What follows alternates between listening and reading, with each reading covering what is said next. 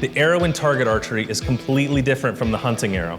The arrow in target archery is only punching paper. It doesn't need to be heavy, it doesn't need to be strong, and so it's a completely different thing. We also have a much fatter arrow when it comes to target archery. In target archery, we typically have a glued-in head, fatter shaft. The rules of the competition really dictate what shaft we use, whether that's a 27 or a 23. So as we're building these guys up, you can really see the difference between a target arrow and a hunting arrow. Hunting arrow is going to be a lot thinner, and it's going to be built for penetration and for really zipping through an animal efficiently. Whereas, especially an indoor target arrow, we don't really care how fast it is. The target's not moving at different distances. We don't have to worry about variable yardage. It's just hitting that same spot over and over and over. So they're super accurate, we've got a decent amount of weight up front, and they're much thicker so that we can break that line and score those higher points. A fatter diameter arrow is harder to tune, right? It's much harder to find the center of a 55-gallon drum, right? Like if I say, point to the top of a 55-gallon drum, point right to the center. You're not always gonna get exactly in the center. Whereas if I'm holding a pencil and I say, point to the top, point to the center of that pencil, well, it's very easy. Your finger is bigger than the top of the pencil. It's very easy to hit the center, right? That's obviously an exaggeration of a way to talk about why a fatter arrow is harder to tune and harder to get to fly well.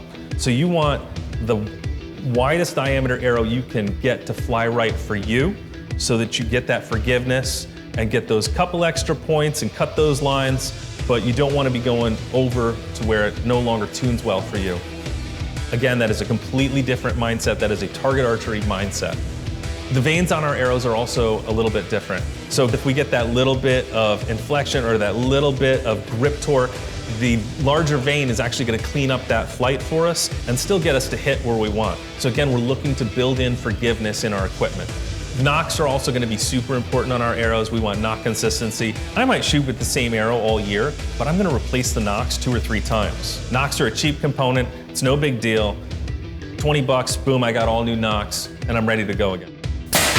Nice, good.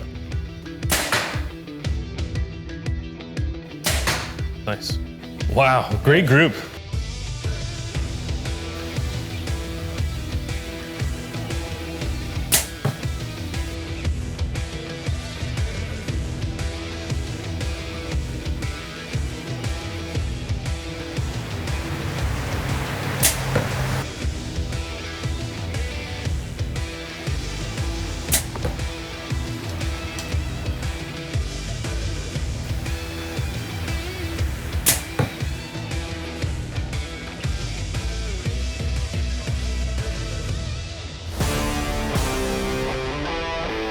Well, I've been bow hunting for over 37 years, and I've shot every arrow that's ever come on the market.